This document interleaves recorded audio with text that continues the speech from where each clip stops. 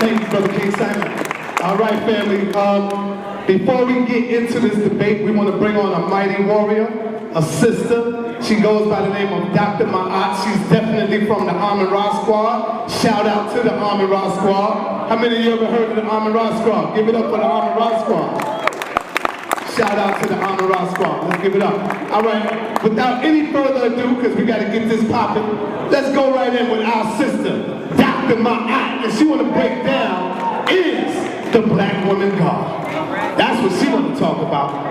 Uh-oh, she's bringing up her twin boys with her twin sons. Give it up for the youngsters.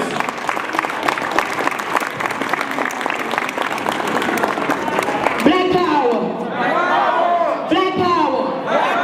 Black power. Black power. All praises to the ancestors. All praises to the ancestors. Good morning or good afternoon. My name is Dr. Oya Mayat, and I'm a member of the Amin-Ra Squad. Amin-Ra Squad.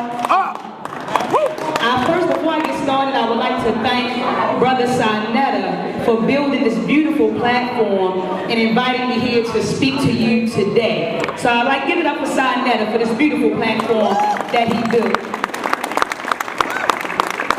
I would also like to first and foremost salute the sisterhood in the building, because I see a lot of sisters sitting in the chairs.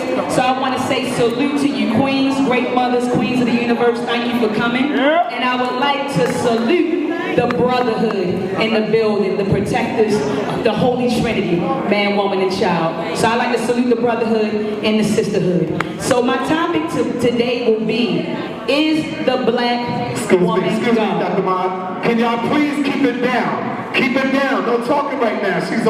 She's speaking. Let's respect that. Go ahead, sister. All right. So my topic today is going to be, is the black woman God? A lot of people are yelling, the black woman is God, the black woman is God. And I know you're hearing that, true or false. A lot of you hear that, the black woman is God, the black woman is God. Okay. So look, before I get started, I want to define some terms to you, okay? My first term is pseudoscience, all right? So what is pseudoscience?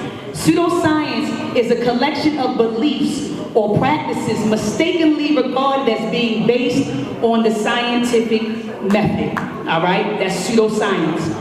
A myth is a traditional story, especially one concerning the early history of a people or explaining some natural or social phenomenon, and typically involving supernatural beings or events.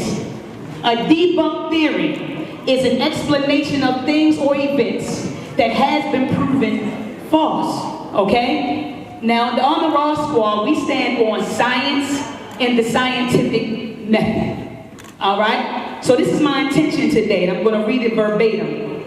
In recent years, the idea that the black woman is God has gained tremendous momentum in the community due to its propagation by prominent figures within who claim a motive to elevate the black woman. However, much of this neo-ideology is predicated on myths, debunked theories, and pseudoscience.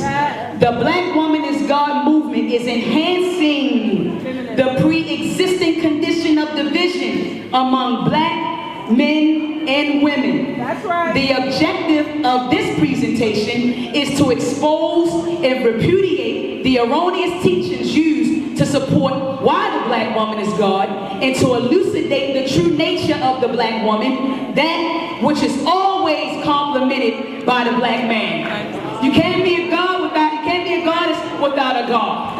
Okay? So I'm talking about balance right now. So this is going to be a discussion on balance in my yacht. All right? So in my agenda, this is my agenda, I'm going to start off by explaining the plight of the black woman and why sisters are gravitating to this whole, the black woman is God doctrine. So we're angry right now. You have a lot of sisters that are angry, and it should be, given what we've gone through here in the hells of North America. So I'm going to talk about the plight of the black woman, explain why women gravitate to the black woman is God rhetoric, and then I'm going to discuss the teachers of the black woman is God and offer scientific rebuttals to the pseudoscience and the myths and the debunked theories.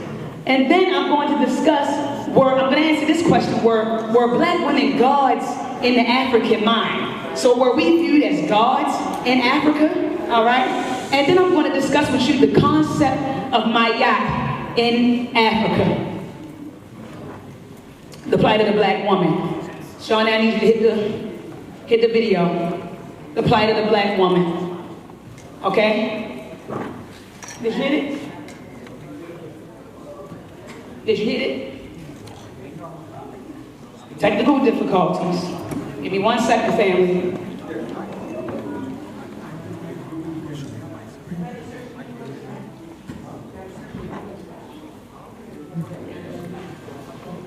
All right, the plight of the black woman. Did you hit the button, Shawnee? Okay, the plight of the black woman. So when we were in Africa, we were queens. We were on the throne. We were queens. We were revered. We were venerated, right? We were queens. And then one day, the oppressor came over.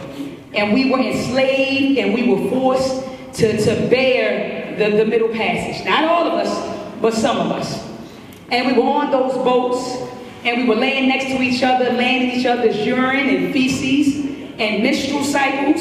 And this is what the black woman endured. We were raped at the will of the oppressor, okay? So we were enslaved. We were shackled. And I'm not talking about the plight of the black man. I'm talking about the sisters right now, okay? So we were enslaved. And then we were forced to watch the dignity and manhood stripped away from our fathers, our husbands, our sons, beat. They were hung. Even the men were raped. Okay, so it wasn't just the black woman that got raped. The men were raped as well. Okay, but the black woman, she was burned. She was hung. She was raped. Okay, forced to be a mammy to foreign children. Forced to have foreign children suckling the milk, suckling from our breasts. All right?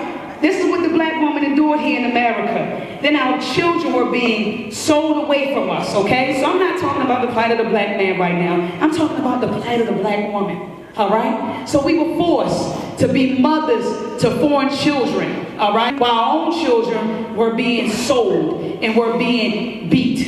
And today, we are still crying, still feeling the same pain that our great-grandmothers and our grandmothers and our mothers felt. We're still feeling that same pain. Here I show pictures of the marches. We even participated in marches where dogs bit the breast off of black women. They said there were actually more black women in these marches than men. So we were marching, fighting for our liberation, fighting for our families. Okay? Fighting for our families, and today we're still marching, we're still fighting, and we're still singing and marching and fighting. But look, this is Trayvon Martin's mother. We just lost him, 2 years ago, he was murdered. Then that's Michael Brown's mother. And there are hundreds and hundreds of other mothers who are losing their sons to the hands of the pig, to the hands of the oppressor. And our men are being incarcerated in record numbers right now. And right now the family is broken, and the black woman is forced right now to raise the children by herself. Okay? So I'm not talking about the plight of the black man right now. I'm talking about the plight of the black woman. All right? Shawnee, let's go to the next. Oh, no, hold on, I'm sorry. The plight of the black woman. So black women, we found solace in religion. A lot of us subscribe to Judaism, Christianity, and Islam, right? And as a matter of fact, according to the Pew Research Center, it said that no group of men or women from any other racial ethnic background exhibits comparably high levels of religious observance. So black women are the most religious people. We are the most religious people. According to the Washington Post, it says among black women are the most religious people in the nation. So we're the most religious. So we find solace in religion. And when they did a study on how important religion was to the black woman, if you look at the statistics, it says 74% of black women said religion is very important to me, right? This is statistics showing that we are the most religious. And then it says, how important of a role does religion or God play in helping you get through tough times? Black women say very important, right? We're at the top of the list. So we subscribe to these misogynist doctrines, right? And I call them misogynist doctrines. If you subscribe to Judaism, Christianity, Islam, I call them misogynist doctrine, because God is spoken about in a masculine context. Man is always created first. woman is created from man, and then it says that woman introduced sin, and that birth pain is a consequence of evil, and that menstruation is considered a sickness. So that's why I call this stuff misogynist, okay? And it also talks about how the man is the head. So we as black women, you know, we went through that stage where all of us went through either Judaism, Christianity, Islam, and then one day we said, no, we're conscious. We're going to walk away from all of that foolishness, and we called ourselves conscious, right? But then my question is, are we really conscious? Are we really conscious? Okay? Because conscious means, right, to be aware of and responding to one's surroundings, right? So to be awake and alert. But you say that you're conscious, but yet you continue to use religious terms and adopt similar ideology. So what did you really do? Well, you traded in Yahweh and Allah for now a black woman with superpowers, right? And then you traded in the pastor for pseudo teachers. And then you traded in the Holy Ghost for astral projection. Astral projection. So then my question is, are we really conscious? So being conscious really isn't enough for me at this point. I think that we should all strive to be enlightened, right? So being enlightened means having or showing a rational, modern, and well-informed outlook. So to me, being conscious isn't enough anymore, because in this conscious community, I see nothing but misinformation being circulated. Pseudo, we call it pseudo in the Armor Raw Squad. It's just circulating. So to me, being conscious is not enough anymore. Let's strive to be strive to be enlightened. And to be enlightened means having or showing a rational, modern, and well-informed outlook. So that's Malachi Z. York. A lot of you, are you guys familiar with Malachi Z. York? All right. So Malachi Z. York, or Dr. Malachi Z. York, or Malachi Z. York, he taught that the black woman is God. I think he started teaching this around the 1990s, all right, 1990s, early 2000s, before his incarceration. So he was one of the main people that taught that the black woman is God, and he pumped out a lot of literature. So to the right of his picture, or to the left of his picture, is his book called The Black Book. So I picked up the book and I scrutinized it, you know, because I was on that kick that the black woman is God. So I wanted to take my time to learn about it. But to be honest with you, family, I couldn't get through the book. It was too much foolery. I couldn't get through it. In the black book claims that the female existed before the male, and his proof was the age of mitochondrial DNA. He also said that females must have existed before males because the X chromosome is 5 times larger than the Y chromosome. He also stated in this black book that men are a genetic defect of women. And his proof was that the Y chromosome is a defective X. And a matter of fact, on one of his pages, he said that the mother, the goddess Nunette, sliced off 2.8% of the X chromosome in order to form the Y. So a lot of sisters are now saying that the Y is a broken X. And then he also stated that women can produce babies without men. What? Women can produce babies without men. And then his proof was, he said, well, human beings are a mixture of mammal and reptilian, mammal and reptile. He also said that the Bartholin gland, and I know a lot of you keep hearing the brothers say the Bartholin gland produces sperm, right? I mean, the brother saying that the Bartholin gland in the female produces sperm. It doesn't. But anyway, he said that the Bartholin gland is capable of producing seminal fluid. And he said women are capable of parthenogenesis. And we know that parthenogenesis is when the egg can develop into an embryo without fertilization. So brothers and sisters, I'm here today to tell you that all of these things are false. This is what we call pseudoscience. All right? So let's understand mitochondrial DNA, because that's what he said. Women were here first based on mitochondrial DNA. So let's understand what mitochondrial DNA is. I'm sorry, here we go. So you're looking at a cell structure, okay? Within the cell structure, you have a nucleus. Within the nucleus, you have chromosomes. If you are a male, you have XY chromosomes. If you're a female, you have XX chromosomes, right? Within the nucleus. Outside of the nucleus, you have thousands of mitochondria. And within the mitochondria, you have what's called mitochondrial DNA. So the function of the purpose of mitochondrial DNA is to convert carbohydrates and fatty acids into energy that your cell can use, okay, that your body can utilize.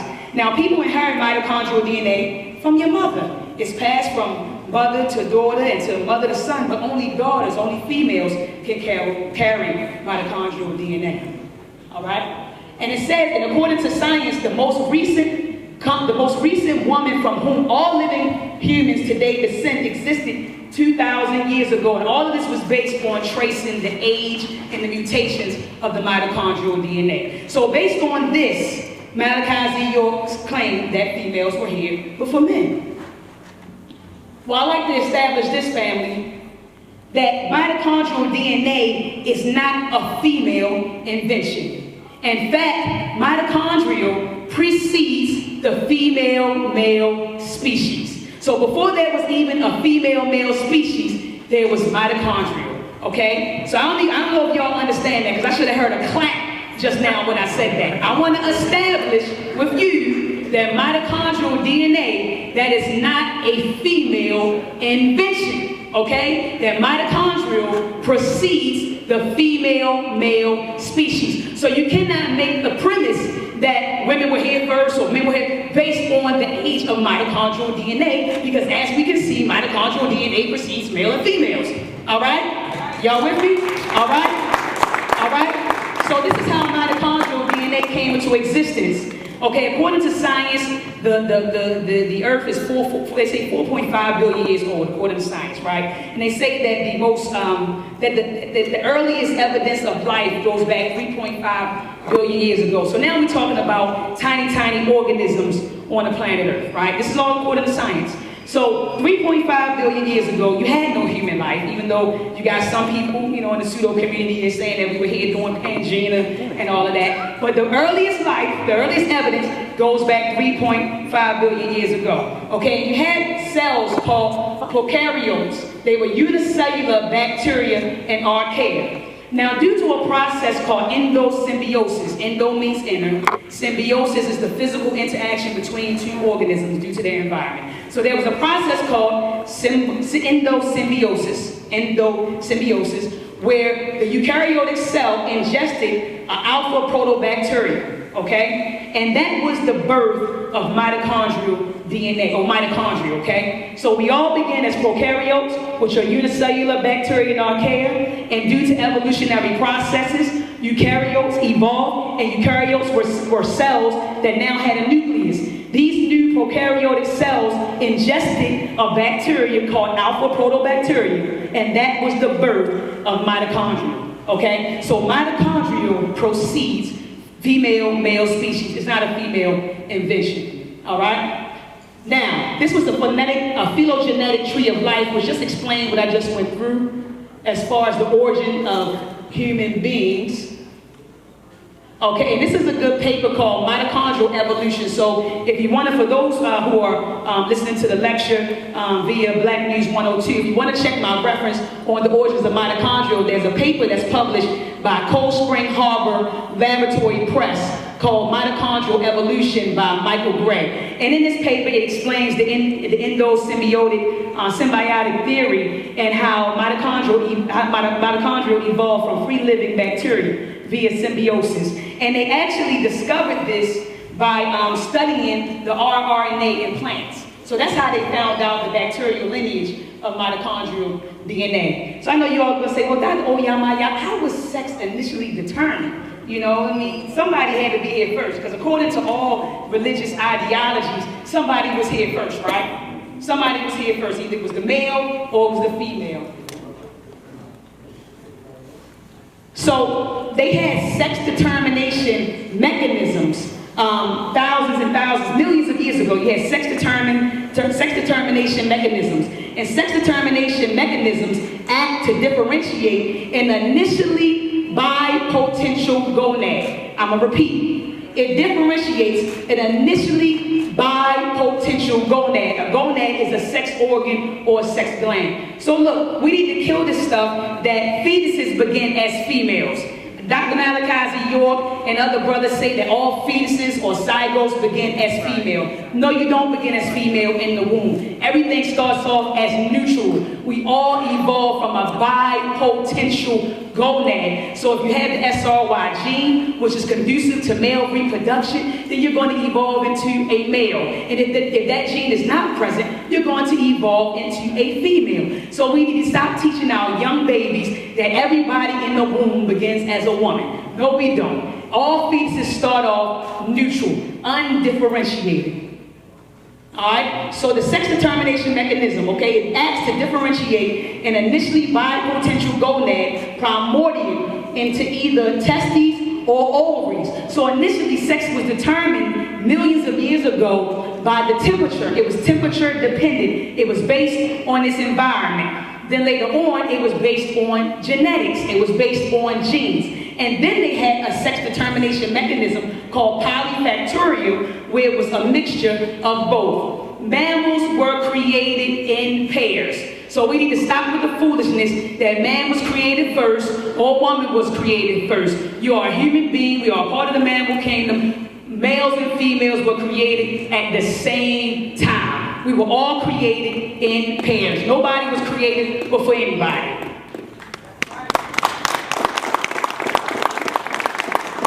I would like to also establish that the Y chromosome is not, the Y chromosome did not evolve from an X.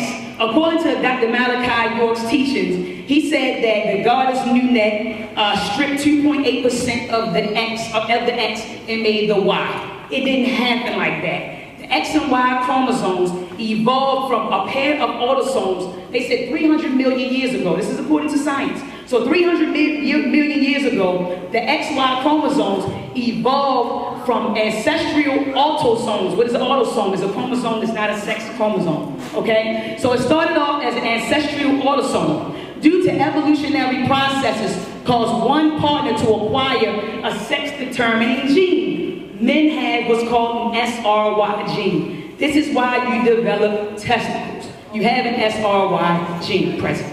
Okay, so one of the partners acquired a sex-determining gene, SRY. And this SRY allowed male advantage genes to accumulate near this gene, okay? And then there's a process called recombination, okay, where the chromosomes exchange genetic information, right? Now, recombination was suppressed in order to isolate and establish what's called the male-specific region on the Y chromosome. Scientists call it the MSY. All right, so there's the MSY on the male chromosome, right, which harbors all the genes that's conducive to male reproduction. So recombination was suppressed in order to isolate and establish the MSY. Now, because this chromosome did not recombine with the X, it started losing a lot of its ancestral genes. So the Y got smaller and smaller and smaller. So scientists around the early 1990s claimed, or they declared that the Y chromosome was degenerate because it stated that the X chromosome maintained 98% of its ancestral genes, whereas the Y chromosome maintained only 3% of its ancestral genes. So in the early 2000s, the Y chromosome was declared genetically degenerate. In fact, scientists created mathematical models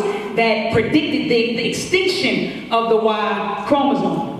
Okay? And so I kept on thinking, I said, well, goodness, it is smaller than the X, and I'm wondering, is there a reason behind this? You know, is it really degenerating or decaying? And I came across several papers that said that the Y chromosome is not degenerate. Now, when these scientists first declared that the Y chromosome was degenerate or that it was decaying, the decelerating decay theories were based on examination of the Y chromosome of plants and animals.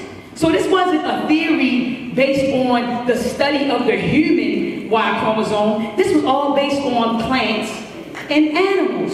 So that's where they got these decelerating theories from. But these scientists, there's a paper published in the Nature magazine. There were a group of scientists that actually sequenced the Y chromosome. And when you sequence a Y chromosome, you read it letter by letter. So they actually sequenced the Y chromosome and they focused on the MSY. Again, that's the male-specific region in the Y chromosome, right? They looked at the MSY and they scrutinized those genes.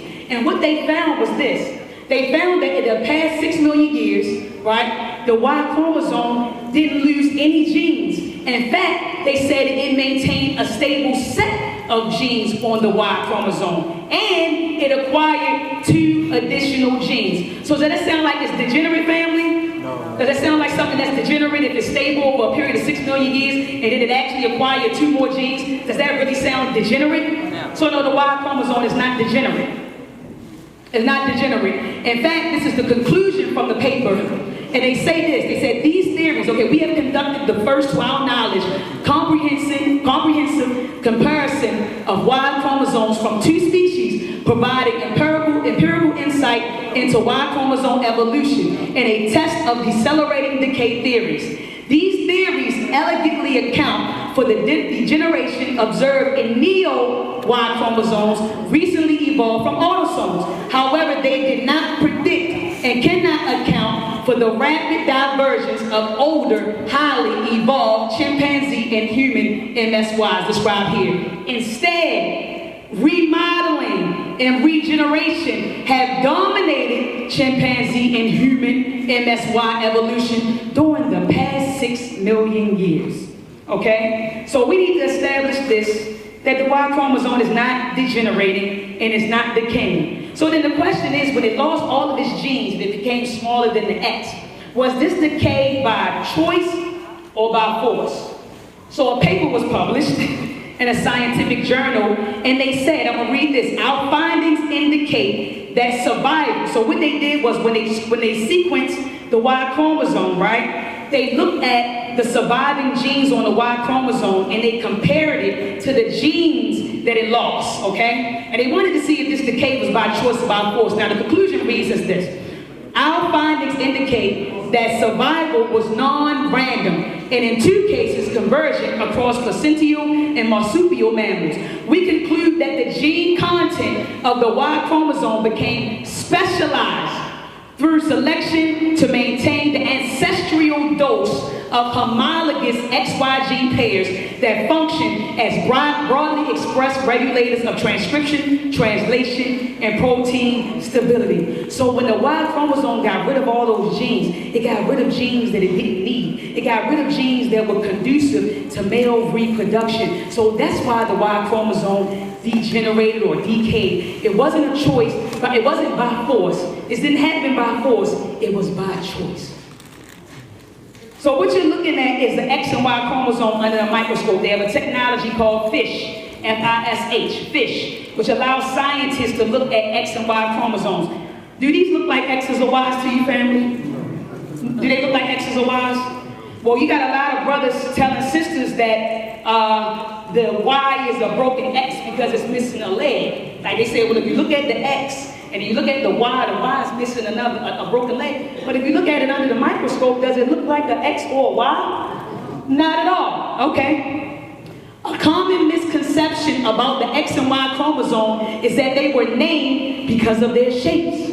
However, we have already seen that Herman Hinking, right, this is the gentleman in the 1890s that discovered the X chromosome. It says he named the X because it was mysterious.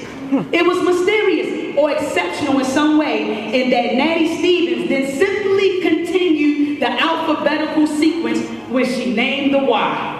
So this is a dagger right now, fam, because a lot of people will tell you that the X and Y chromosomes look like X's and Y's, and the Y's missed the broken leg. But now we see from this information that they named the X and Y based on just nomenclature, based on it being mysterious. They didn't name this based on, thank you so much, sis. They didn't name this based on any shape, okay? And the lady, Nettie Stevens, who discovered the Y chromosome, she said she was just simply continuing the alphabetical sequence when she named the Y. So now you can't say that the Y chromosome is a broken X based on a leg. I mean, all this foolery. This is the foolery that's going around right now. So it's cleanup time. It's cleanup time. So bigger doesn't mean better, right? Bigger does not mean better. In fact, the XY pair genes, it says XY pair genes are more broadly expressed than other ancestral genes that survive on the X chromosome, okay? So what are you saying, Dr. Maya? What I'm saying is the genes that are conducive to both the X and Y are the genes that are most broadly expressed throughout your body.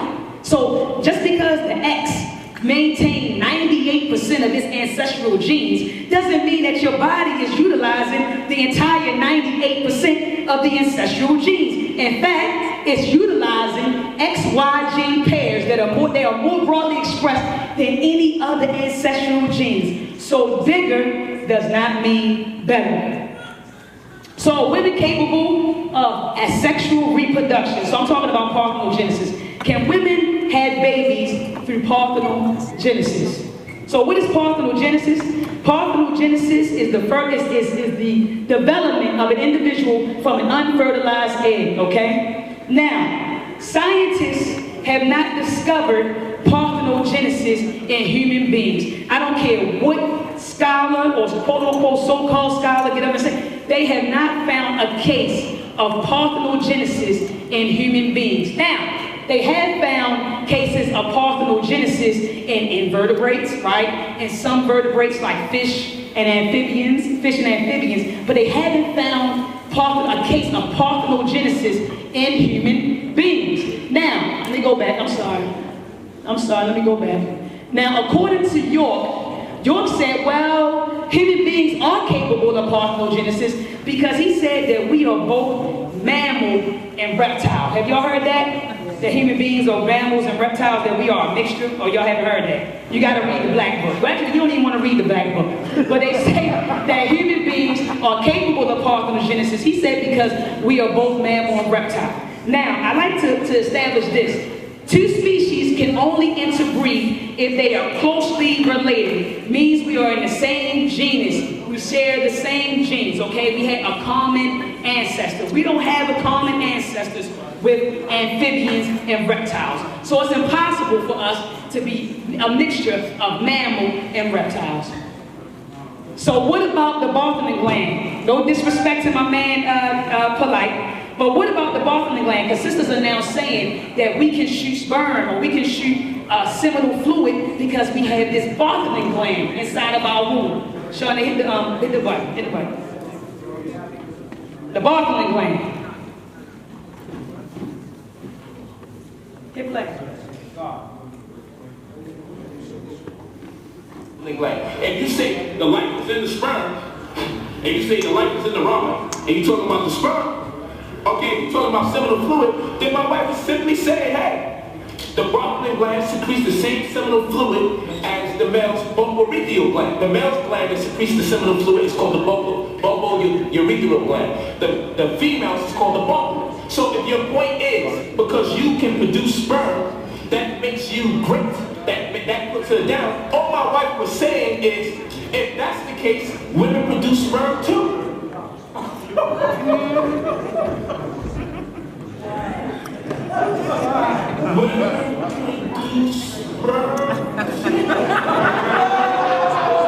No disrespect to Brother Polight, but I gotta clean that up. I had to clean that up. I gotta clean that up, Dr. Ali. I had to. Okay, so put Dr. Mayak on record. The Bartholin gland does not produce seminal fluid. Okay, y'all can put me on record. Y'all can rewind this tape. Y'all can post it. The Bartholin gland does not produce seminal fluid.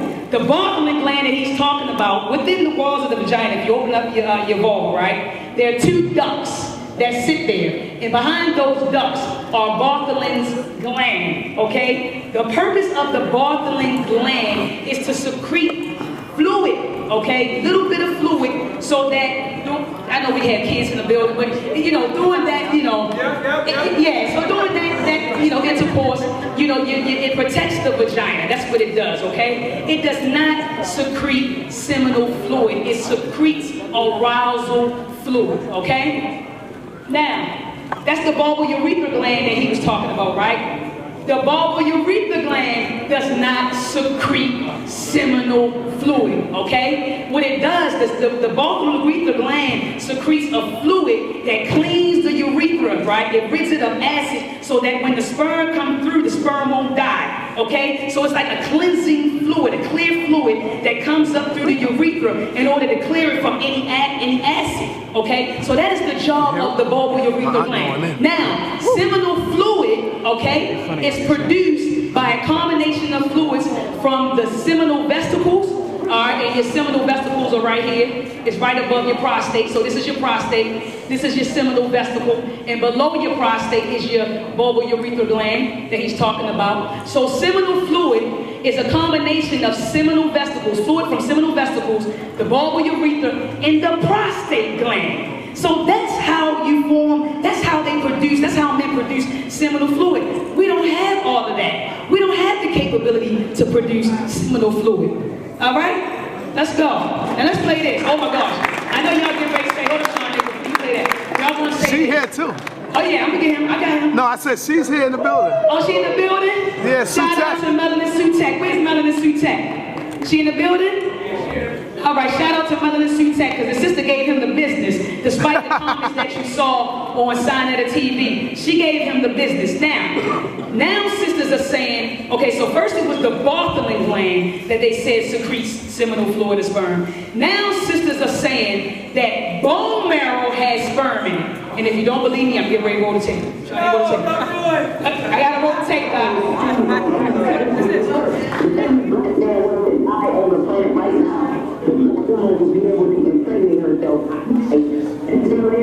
Turn it up. Turn that up. We need that turned up.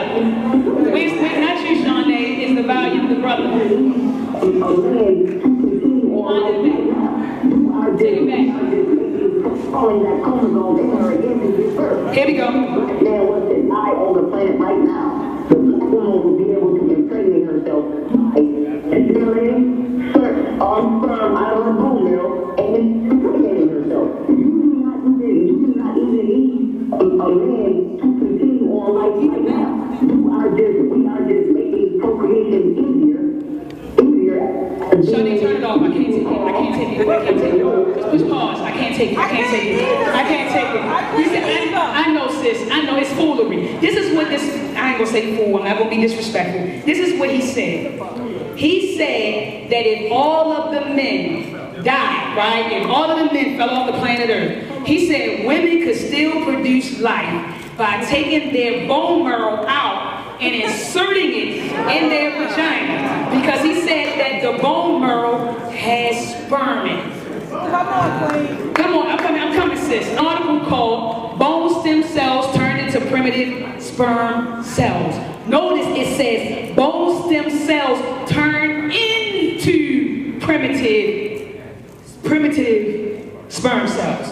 Okay, so in this article, it's talking. There are scientists that are trying to cure infertility in men. So what they're doing now, they're experimenting with stem cells. Like they're doing a lot of things with stem cells. They're making artificial traits. Talking that mic. I'm sorry, thank you, Simon. They're making artificial traits with stem cells. Okay, and now they're going to use the bone marrow from men, the stem cells from the bone marrow from men, right, to produce artificial sperm. Now, when you say artificial, we mean man-made, right? So it's not natural, right? It's artificial sperm. So at the end of the article, it explains how maybe later on in the article, and I have it right here, if you don't believe me, I have it right here, it talked about female sperm. Now in that paragraph, I want to read it to you so y'all know that I'm not going crazy, okay? I want to make sure I'm not going crazy.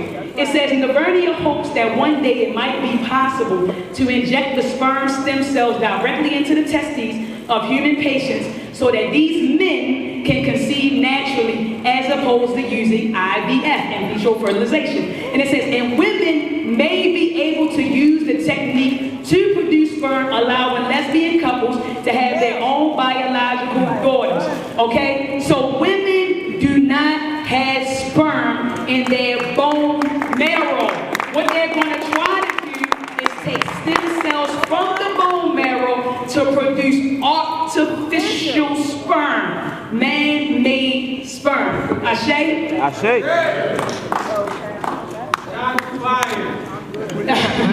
So a lot of you all might say, well, Dr. Mayat, you just told me that mitochondrial DNA goes back 200,000 years, right? And according to science, they said that the Y chromosome goes back to about 190,000 years.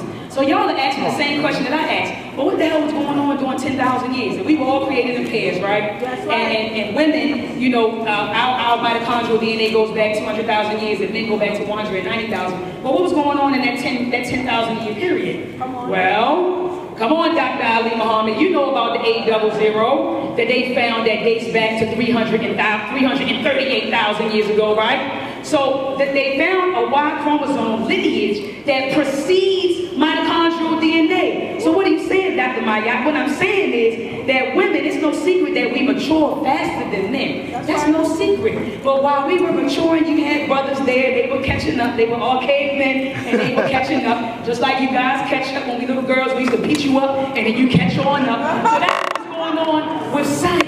That's what was going on. It wasn't an all-female planet like these brothers were had you thinking. We were created in pairs, okay? We were created in pairs, and we matured faster than you all, you know, so that's why we're at 200,000 years, and y'all at 190,000 years, but you all caught up, right? Just like you catched up, you caught up when we were kids.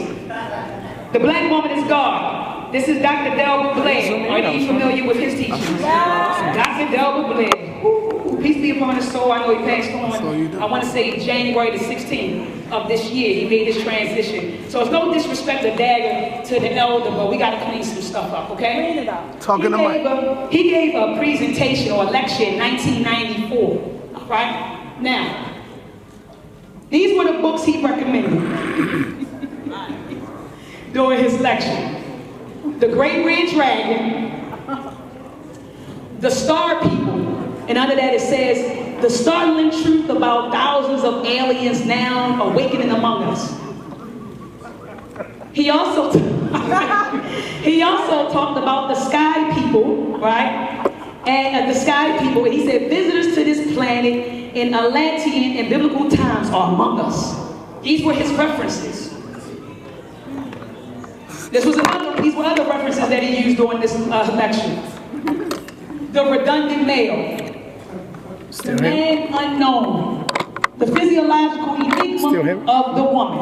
I want y'all to remember this, that your research is only as good as your references and methodology, okay? So your research is only as good as your references and your methodology. So during this lecture, thank you family, during this lecture, he stated that women were created before men. And he based that on the cosmic egg myth. Notice I used the word myth, okay? He said women were here first based on a myth, all right? And he also based it on the Ovis theory, which was debunked 400 years ago, okay? He based it on the Ovis theory and parthenogenesis. Now you guys can download this PDF called Creation Myths of the World. Is online by David Lemmy. And in this PDF, he talks about all the creation myths from around the world and in different tribes. And he said that the ancestors used birth as a creator metaphor. They studied nature. They looked at how animals reproduce. They saw eggs. They saw different things. And they came up with stories, myths to explain birth, to explain the origin of the universe, right? But again, they're myths. Okay, they're stories, all right? They're myths and stories. He also talked about in this lecture ovism.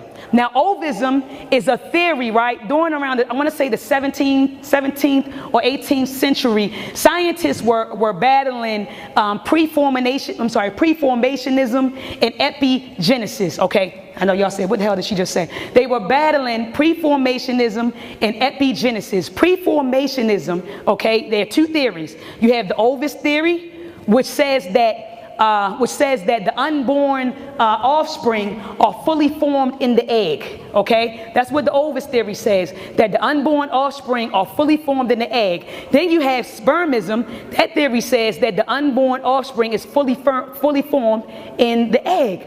But scientists debunk that 300 years ago and realized that it takes two and that it's a gradual emergence, okay? So he based women being here before men on the cosmic egg myth and on the ovis theory, which was debunked 300 years ago.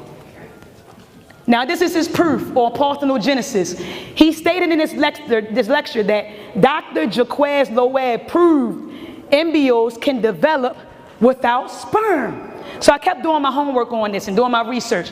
This doctor did not prove that embryos can develop without sperm. Let me read it to you.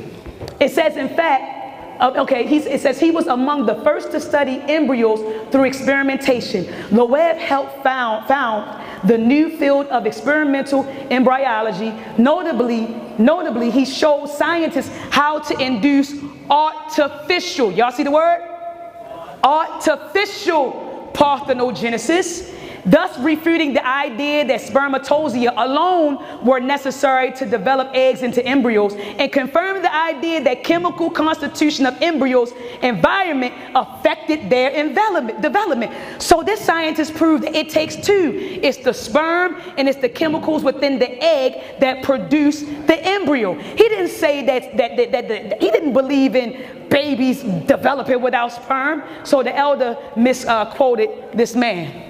Now, he also said that in British scientists confirmed, he said 10 cases of virgin births. Okay, this is what he said, that they confirmed this stuff. Well, let me read something to you. In a study conducted by the University of North Carolina at Chapel Hill, researchers found numerous pregnancies reported by self-described virgins. How many females say, well, I'm a virgin, I went to church, I prayed about it, I'm not doing it no more, I'm a virgin. How many women have done that? I mean, I'm not saying sisters in here have done it, but women do that. So it says that they were self-described virgins. And then this doctor, who was a part of the study, this is what she said. At no time were the women asked directly if they had virgin births. She adds, I am not aware of any medically validated virgin pregnancies in humans. She said, I never saw this. Okay? So we got to stop with, oh, they're confirmed. Got to get out the Bible. We got to get out the Bible. We say we're conscious. But when we start talking about virgin births, you're going right back to the Bible. Okay? He also said that women are superior gender based on our anatomical strengths. I don't call them anatomical strengths, family. I call them differences. You have your abilities as a man. I have my abilities as a woman. I don't call your stuff strengths and weaknesses. Mine's aren't strengths and weaknesses. They're just differences, right? Ashe. They're just differences, okay? And he also based that on disease susceptibilities, right? And then he said that women live longer than men, and then he started looking at brain size, and he made the assertion that the statement that women's brains are larger than men, that was false, because men's brains are actually larger than women's. But he made that assertion, and then he said, well, look at the maturity rates. Women mature faster than men. So these were his claims, family.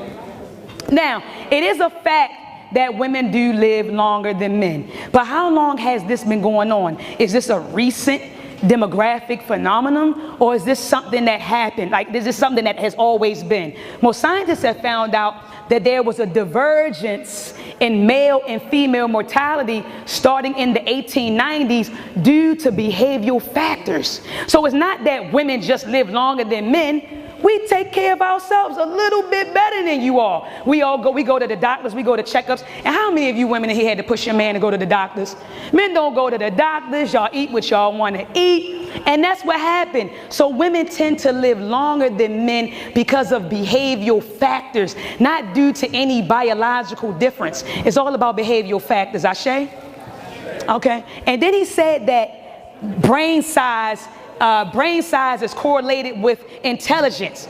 Brain size is not correlated with intelligence. In fact, scientists are still disputing how to measure intelligence. But now they're measuring intelligence by calculating your relative brain mass and comparing that to your body mass, okay? So that's what they're doing. They don't even know how to measure intelligence, but now they're measuring your intelligence or your cognitive abilities by looking at the relative brain mass with respect to your brain, respect to your body, okay? So they still don't know how to measure intelligence, but guess what they did say? They said that large animals have large brains, right? So if we're going off of brain size, then I guess elephants and whales, right? They must be the most intelligent. It was just going off of brain size because they have, I think their brains are 27 pounds or 2.7 pounds, something like that. So you can't measure intelligence just based on brain size, okay? So in this article, it just talks about, in this article that I put up, it's just simply talking about how women do mature faster than men. And the article just simply says that girls tend to optimize brain connections earlier than boys. And they offered up a reason and said maybe this is why females generally mature faster in certain cognitive and emotional areas than males during childhood and adolescence. Okay, so another thing in his lecture, he said that males descended from females, and then he said, oh, all zygotes are female when formed. And he said the male penis is an elongate clitoris and testes are really ovaries, and that the male urethra duct is an amalgamation of the female fallopian tube. Foolishness, foolishness, foolishness, foolishness, foolishness. The penis is not an enlarged clitoris, okay? The clitoris has no reproductive or urinary function and does not usually lengthen like the penis when stimulated, although it does become engorged. So sisters gotta stop with the whole thing that the clit is a male penis. I mean, we gotta stop this foolery, okay? Now, some of you might say, well, Dr. Mayat, Dr. Ben, he said that the black woman is God, right? Because in one of his lectures, he said, my mother is the only God I ever knew, and that heaven was between a black woman's legs. So y'all say that means that the black woman is God. Dr. Ben didn't believe in God. Roll the clip. Roll the clip.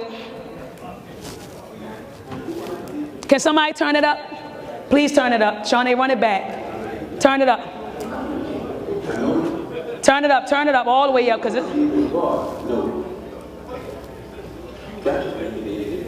he said, do I believe in God? No. So for y'all to sit there and say that Dr. Ben said the black woman is God, Dr. Ben said the black woman is God, Dr. Ben is right here on tape saying I didn't believe in God. But he said, hey, if you want to construct a God, I'll say that my God is my mother. That's what he said. If you want to come up with the idea of God, hell, my God would be my mother because she clothed me, she fed me, she protected me when I couldn't protect myself. So I'll just say that the black woman is God. If you want to fabricate a God, then I'll say it's my mother. But in actual reality, Dr. Ben did not believe in God. So were women gods in the African mind? So in Africa, were we calling ourselves gods? I'm asking a question, family. In Africa, were we calling ourselves gods? Okay, well, I'm talking, I feel like I'm preaching to the choir right now. No, we weren't calling ourselves God in Africa. We weren't calling ourselves God in Africa. And a matter of fact, Asad Imhotep has a PDF online that you can download, which is called African Origins of the Word God. And in this research, and this brother does some fascinating research, in this research he showed that we did not have a word for God, but the words that we did have for God, or that came close to the word God, were connected with sky. It was connected with the sky.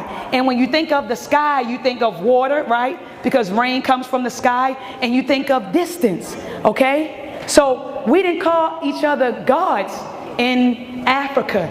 And then some of you might say, well, Dr. Mayat, what about the Egyptians? They were polytheistic and they had gods. No, they had netters. And the word netter, according to Brother Wajaru, the word netter is a combination of different words built from the same root, expressing elements of distance and water. Okay? So it all goes back to nature, the sky, water. Ashe? We're not talking about any spookism in Africa. We weren't talking about gods. We were simply talking about nature. Now, I would like to say this to all of the brothers, the brothers in the religious communities, the brothers and sisters who are in the religious communities. Motherhood precedes the God construct. I'm going to say that again. Before you even said God, you knew your mother. Okay? So what did the ancients really venerate? What did they really venerate? What did they worship? They worship motherhood. The black woman was venerated because of her ability to reproduce. So motherhood was celebrated. So before there was a God concept, you had to give birth to people who came up with these concepts. Right? So I want to say that motherhood precedes the God construct. They all around the world, they found figurines of women with elongated breasts. Okay? The elongated breasts and heavy breasts represented fertility. And when you had heavy breasts or sagging breasts or stretched out body, those were considered fertility's blessings. Yo, be quiet, everybody. She's speaking, man. Like, for real. She's trying to drop some science and educate the youth, educate her peer group. We're all here to be educated today. Give her the respect. She took her time to do this presentation. The least y'all can do, keep your mouth shut and ears open. Thank you, brother. Y'all got things to say. Go outside and keep it down. Thank you, brother. That's what I like. Brotherhood stepped up and said something. Thank you so much, brother. Okay, so I wanted to say before there was a God concept, there was the concept of a mother. No one was spooked out, God this, God that, but you did know your mother. So motherhood was venerated. And what you're looking at is a figurine. They call it the Tantan in Morocco. That's dated back 200,000 BCE to 500,000 BCE. So they venerated motherhood. So you say, well, they're not worshiping a God. What were they worshiping? They were worshiping motherhood. All around the world, you see these figurines of a woman with elongated breasts, heavy breasts, stretched out bodies, because that's what happens to our bodies when we give birth. Our bodies change. But the difference between the men back then and the men now, the brothers loved your stretch marks, and they loved your stretched out thigh, and they loved your protruding belly, and they loved your long, saggy breasts, because they knew that you gave birth. And giving birth and reproduction is one of the strongest forces in the cosmos. So it was venerated. Ashe? It was venerated. And then some of you brothers and sisters who are watching online or watching now, you might say, well, Dr. Bayat, look at these figurines. They were found in Germany, Austria, France, you know, but look at the dates. 35,000 BCE, 30,000 BCE. So these were figurines that were carved by brown people.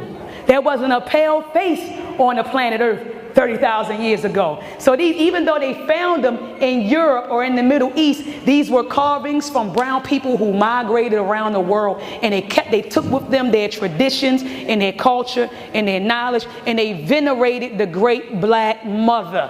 That's who they venerated. They didn't venerate Yahweh.